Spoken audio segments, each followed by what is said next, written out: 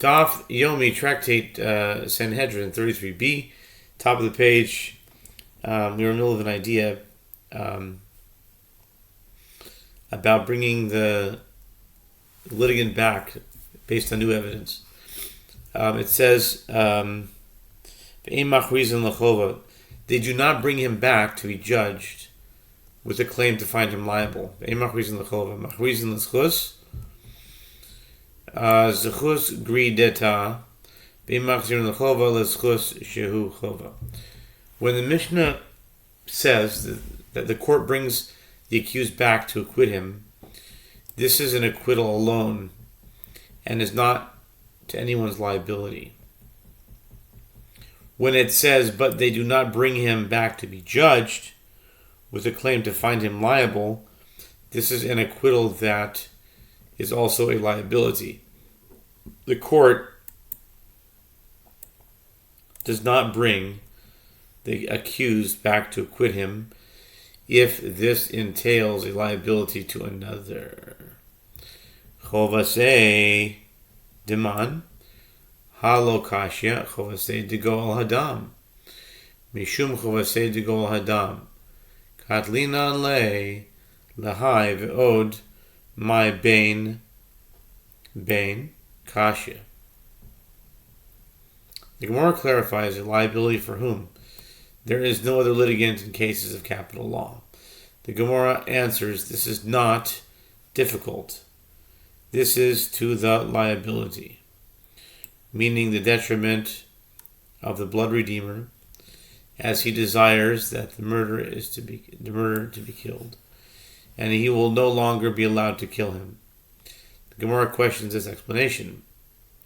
Is it reasonable that due to the liability of the blood redeemer, we kill this one and do not reverse the verdict to acquit him even when there is a reason to do so? And further, what is the meaning of the term, whether with a claim to exempt the accused or whether with a claim to find him liable?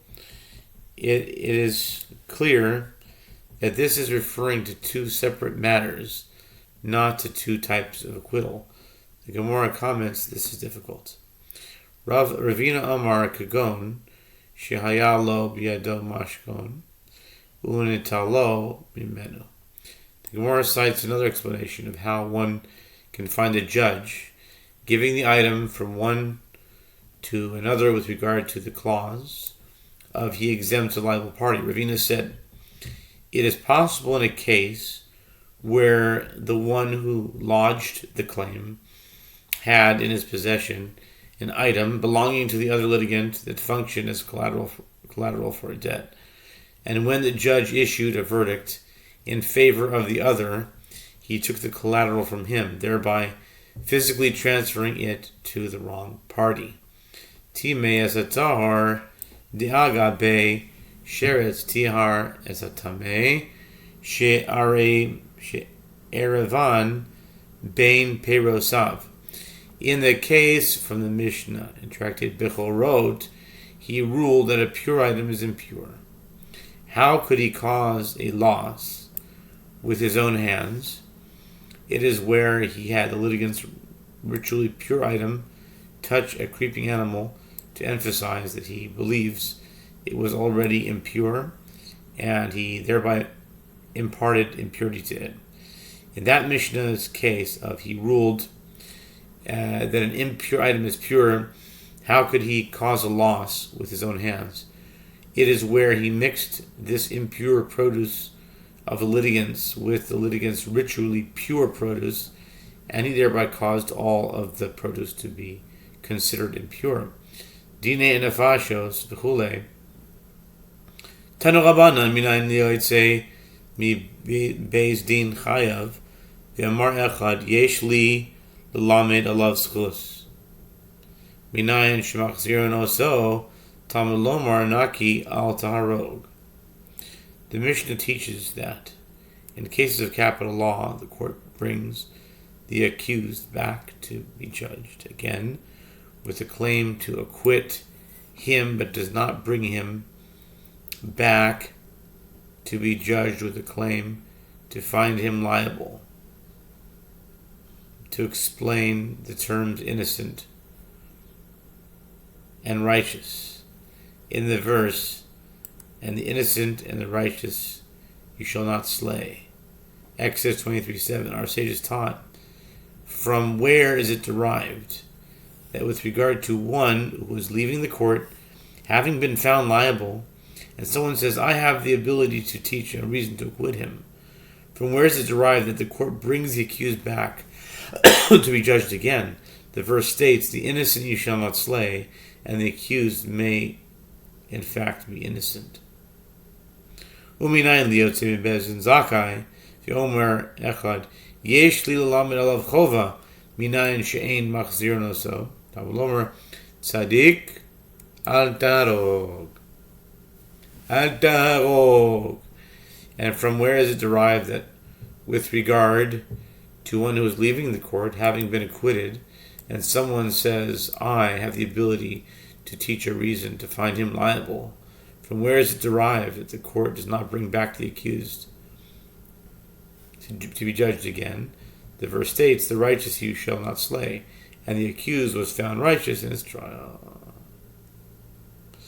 Amar Rav Simi Barashi, v'chilufa lemesis. V'chilufa lemesis. Tichtiv lo tachmol v'lo tachaseh elav. Rav Kahana masni mi ki harog targeno. Rav Shimi Barashi says, and the opposite of this is the halacha with regard to one who entices others to engage in idol worship. As it is written concerning him, neither shall you spare, neither shall you conceal him. Deuteronomy 13:9, he is brought back to court to find him liable, but not to acquit him. Rav Kahana teaches this last halacha, citing a different verse concerning the enticer. But you shall kill him, taharog. Harog targeno, Deuteronomy 13:10. The repetition of the verb indicates that he is killed even in circumstances where transgressors of other prohibitions would not be. Zera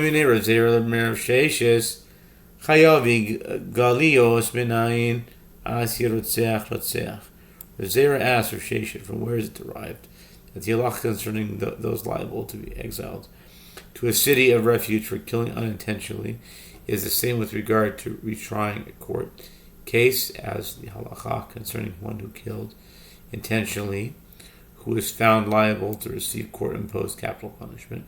Rav Sheshet answered, it is derived from a verbal analogy employing the term murderer, stated with regard to one who kills intentionally. See Numbers 35:16. And the term murderer stated with regard to one who kills unintentionally.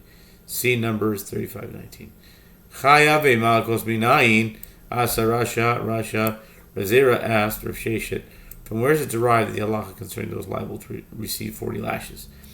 It is the same with regard to retrying a court case as the halacha concerning one who killed intentionally, who is found liable to receive court-imposed capital punishment. Rav Sheshet answered, it is derived from a verbal analogy employing the term wicked, stated with regard to one who kills intentionally. See Numbers 35:31, and the term wicked stated with regard to those liable to receive lashes. See Deuteronomy 25:2.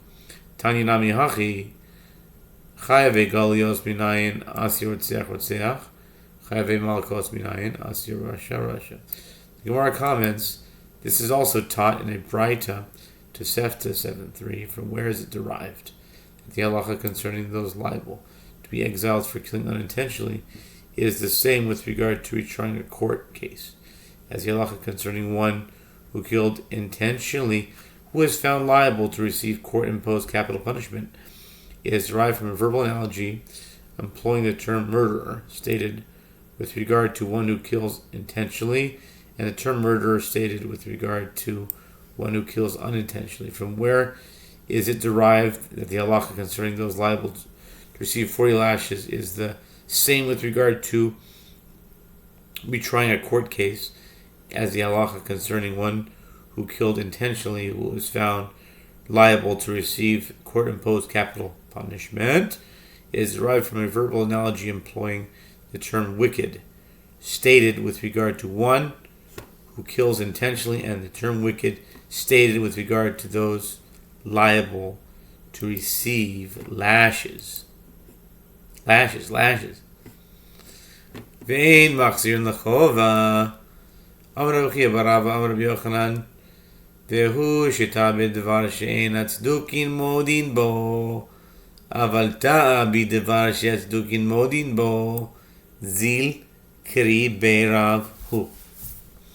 The Mishnah teaches concerning case of capital law. The court does not bring him back to be judged with a claim to find him liable.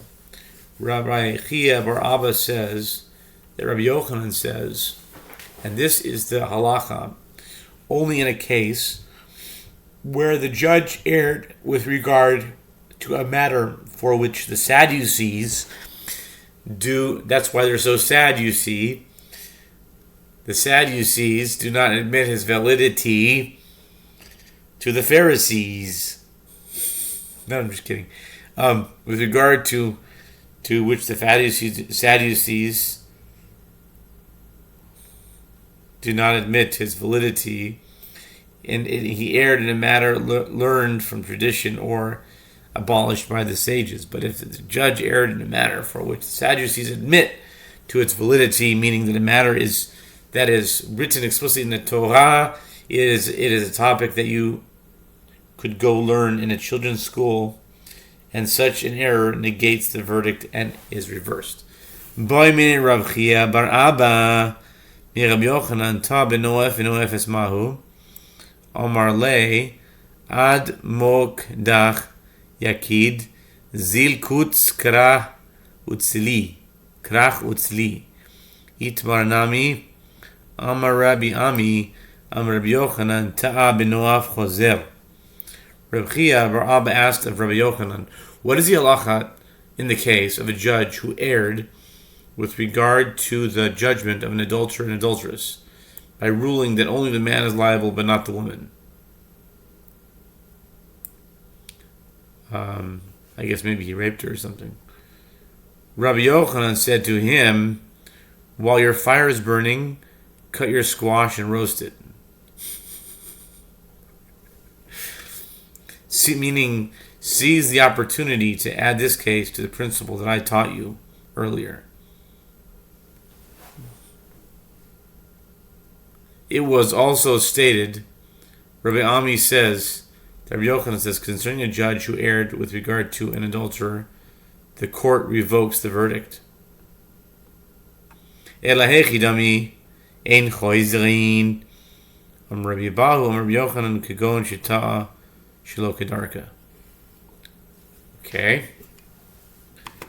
All right, get ready for this one here. The Gemara asks, rather, what are the circumstances where the court does not revoke the acquittal? Okay, get ready. Rabbi Abahu says that Rabbi Yochanan says in a case where he erred and acquitted the adulterer who engaged in sexual intercourse in an atypical manner. Okay, so he went through the back door. The halacha is that this is considered sexual intercourse is not explicit in a verse. Therefore, if a court acquits the court acquits one so accused, the verdict is not revoked. So, well, okay. Dini Mamenos. Now that we got that taken care of, Dini Mamenos Akol Afilu Edim Nema Masnisan Rabbi Yossi Rabbi Yehuda He Below Rabbanan. The Mishnah teaches that in a case of monetary law, all those present at the trial may teach a reason to exempt a litigant or to find him liable. In the case of capital law, all those present at the trial may teach a reason to acquit the accused, but not all present may teach a reason to find him liable. The Gemara asks, in capital cases, may all those present teach a reason to acquit and even witnesses? The Gemara suggests, let us say, that the Mishnah is in accordance with the opinion of Rabbi Yossi, son of Rabbi Yehuda, and not in accordance with the opinion of the rabbis. Tanya ve'ed echad lo ya'aneh benefesh bein l'schut bein l'chova. Rabbi Yossi, Rabbi Yehuda Omer, one l'zechut ve'ein one l'chova. The Gemara explains, as it is taught in the Braita, the verse states, but one witness shall not testify against any person that he die. Numbers 35:30. A witness cannot state anything other than his testimony, whether to provide a reason to acquit the accused or to provide a reason to find him liable. This is the opinion of the rabbis. Rabbi Yossi, son of Rabbi Yehuda, says a witness may answer to provide a reason to acquit, but a witness may not answer to provide a reason to find the accused liable. The Mishnah here seems to be in accordance with the minority opinion of Rabbi Yossi, son of Rabbi Yehuda. Amar Rav Papa, Rav Papa says, when the Mishnah refers to all those present at the trial, it is not referring to the witnesses, but to one of the students sitting before the court, and therefore all agree with the ruling of the Mishnah.